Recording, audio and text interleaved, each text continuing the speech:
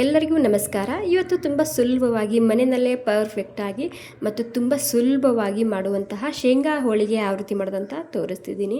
ತುಂಬಾ ಸುಲಭವಾಗಿ ಮಾಡ್ಕೋಬೋದು. ಈ ವಿಧಾನದಲ್ಲಿ ಒಂದ್ಸಲ ಮಿಸ್ ಮಾಡದೆ ಟ್ರೈ ಮಾಡಿ ನೋಡ್ಬೋದು. ಸೊ ಬನ್ನಿ ತಡ ಮಾಡದೆ ಶುರು ಮಾಡೋಣ. ನೋಡಿ, ಮೊದಲಿಗೆ ನಾನಿಲ್ಲಿ ಪರತ್ತಲ್ಲಿ ಒಂದು 2 ಕಪ್ ಆಗುವಷ್ಟು ಗೋಧಿ ಹಿಟ್ಟು ಹಾಕೊತಿದ್ದೀನಿ. ಅಷ್ಟು ಇಷ್ಟು ಅಂತೇನಿಲ್ಲ, ನಿಮ್ಗೆ ಎಷ್ಟು ಬೇಕೋ ಅಷ್ಟು ಹಾಕೋಬೋದು ನೀವಿಲ್ಲಿ. ನಾನಿಲ್ಲಿ 2 ಕಪ್ ಆಗುವಷ್ಟು ಸೋಸ್ಕೊಂಡು ಗೋಧಿ ಹಿಟ್ಟು ಹಾಕ್ಕೊಂಡಿನಿ.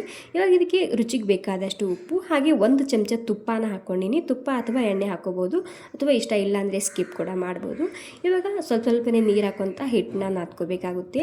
ಇಲ್ಲಿ ಹಿಟ್ಟು ಯಾವ ರೀತಿ ನಾದ್ಕೋಬೇಕಂದ್ರೆ, ನಾವು ನಾರ್ಮಲಾಗಿ ಚಪಾತಿಗೆ ಹಿಟ್ಟು ನಾದ್ಕೊತೇವಲ್ಲ, ಅದಕ್ಕಿಂತ ಒಂದು ಸ್ವಲ್ಪನೇ ಸಾಫ್ಟಾಗಿ ಇಲ್ಲಿ ಹಿಟ್ಟನ್ನ ನಾದ್ಕೋಬೇಕಾಗುತ್ತೆ. ಅಥವಾ ನಾವು ಒಬ್ಬಟ್ಟು ಮಾಡೋದಕ್ಕೆ ಜಾಸ್ತಿ ಸಾಫ್ಟಾಗಿ ಹಿಟ್ಟನ್ನ ನಾದ್ಕೊತೇವಲ್ಲ, ಅದಕ್ಕಿಂತ ಒಂದು ಸ್ವಲ್ಪ ಗಟ್ಟಿಯಾಗಿರಬೇಕು ಅಷ್ಟೇ. ಅಂದರೆ ಚಪಾತಿಗಿಂತ ಸಾಫ್ಟಾಗಿ ಹಿಟ್ಟನ್ನ ನಾದ್ಕೋಬೇಕಾಗುತ್ತೆ ಅಷ್ಟೇ. ಇವಾಗ ನಾದಿದ ಮೇಲೆ ಅದಕ್ಕೆ ಒಂದು 15 ನಿಮಿಷ ರೆಸ್ಟ್ ಮಾಡೋಕ್ಕೆ ಬಿಡ್ತಿದ್ದೀನಿ. ಇಲ್ಲಿ ಕಡಾಯಿನಲ್ಲಿ 1 ಕಪ್ ಆಗೋಷ್ಟು ನಾನಿಲ್ಲಿ ಶೇಂಗಾನ ಹಾಕ್ಕೊಂಡಿನಿ. ಇವಾಗ ಈ ಶೇಂಗಾನ ಸಪ್ರೇಟಾಗಿ ಗರಿ ಆಗೋ ತನಕ ಹುರ್ಕೊಂಡು ತಗೋಬೇಕು ಅಷ್ಟೇ. ಓಕೆ ನೋಡಿ, ಹೈ ಫ್ಲೇಮ್ದಲ್ಲಿ ಹುರಿಬಾರ್ದು ಶೇಂಗಾ, ಮೀಡಿಯಮ್ ಗ್ಯಾಸ್ನಲ್ಲಿ ಅಥವಾ ಸ್ಲೋಕ್ಕಿಂತ ಒಂದು ಸ್ವಲ್ಪ ಜಾಸ್ತಿ ಇಟ್ಟು ಹುರ್ಕೊಂಡ್ರೆ ಗರಿ ಆಗೋ ತನಕ ಸರಿಯಾಗಿ ಹುರಿಯುತ್ತೆ ಅದು ಶೇಂಗಾ ಬೀಜ. ಇವಾಗ ಇದೇ ಕಡಾಯಿನಲ್ಲಿ ಒಂದು ಅರ್ಧ ಕಪ್ ಆಗುವಷ್ಟು ಎಳ್ಳು ತೊಗೊಂಡಿದ್ದೀನಿ. 2 ಕಪ್ ಗೋಧಿ ಹಿಟ್ಟು, 1 ಕಪ್ ಶೇಂಗಾ, ಹಾಗೆ ಒಂದು ಅರ್ಧ ಕಪ್ ಆಗುವಷ್ಟು ಎಳ್ಳು ತೊಗೊಂಡಿದ್ದೀನಿ.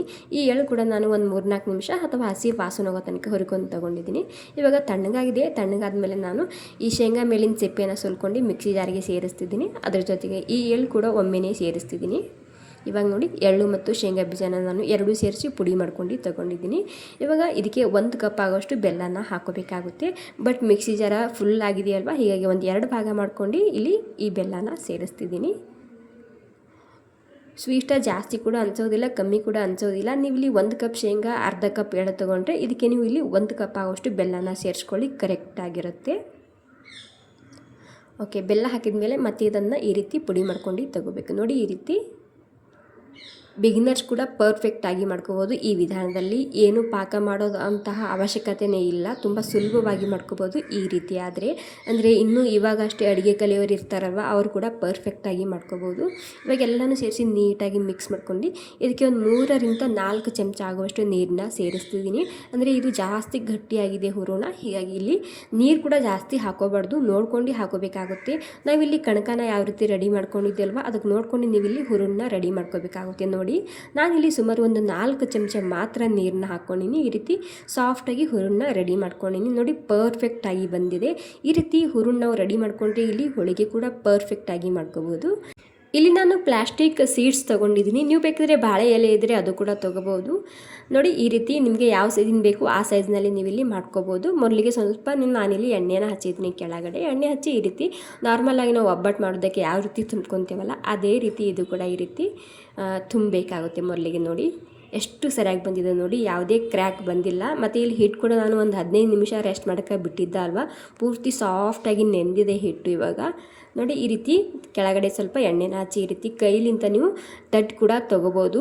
ಇಲ್ಲ ಅಂದರೆ ಬೆಲ್ಲಣಿಗೆ ತೊಗೊಂಡು ಲಟ್ಟಿಸ್ಕೊಂಡು ಕೂಡ ತೊಗೋಬೋದು. ಅಥವಾ ಇದೇ ವಿಧಾನದಲ್ಲಿ ನೀವು 2 ಸೈಡ್ನಲ್ಲಿ ನಾರ್ಮಲಾಗಿ ನಾವು ಚಪಾತಿ ಯಾವ ರೀತಿ ಲಟ್ಟಿಸ್ಕೊತೀವಲ್ಲ, ಒಣ ಹಿಟ್ಟು ಹಚ್ಕೊಂಡು ಆ ರೀತಿ ಕೂಡ ನೀವು ಇಲ್ಲಿ ಹಿಟ್ಟನ್ನ ಹಚ್ಚಿ ಲಟ್ಟಿಸ್ ತೊಗೋಬೋದು.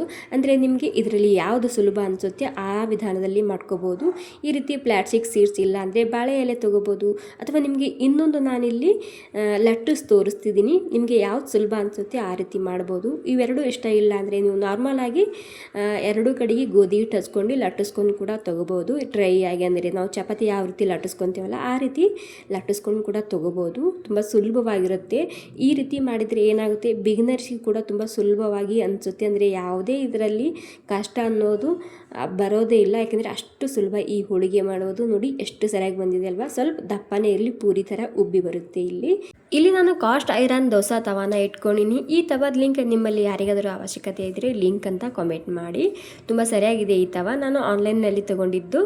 ಈ ತವನ ನಾನು ಸುಮಾರು 2 ವರ್ಷದಿಂದ ಯೂಸ್ ಮಾಡ್ತಿದ್ದೀನಿ. ತುಂಬ ಸರಿಯಾಗಿದೆ. ಕಾಸ್ಟ್ ಐರನ್ ತವ ಆಗಿರೋದ್ರಿಂದ ಹೆಲ್ತ್ ಕೂಡ ತುಂಬ ಒಳ್ಳೆಯದಾಗುತ್ತೆ. ನೋಡಿ, 2 ಸೈಡಲ್ಲಿ ತುಪ್ಪ ಅಥವಾ ಎಣ್ಣೆನ ಹಚ್ಚಿ ಈ ರೀತಿ ಕ್ರಿಸ್ಪಿ ಆಗೋ ತನಕ ಬೇಯಿಸ್ಕೊಂಡು ತೊಗೊಂಡ್ರೆ ಸೂಪರ್ ಆಗಿರುವಂತಹ ಆರೋಗ್ಯಕರ ಶೇಂಗಾ ಹೋಳಿಗೆ ರೆಡಿಯಾಗುತ್ತೆ. ಓಕೆ, ಈ ಸಿಂಪಲ್ ಶೇಂಗಾ ಹೋಳಿಗೆ ನಿಮಗೆ ಸ್ವಲ್ಪನಾದರೂ ಇಷ್ಟ ಆಗಿದ್ರೆ ಒಂದು ಲೈಕ್ ಮಾಡಿ. ಥ್ಯಾಂಕ್ ಯು ಸೊ ಮಚ್ ಎಲ್ರು.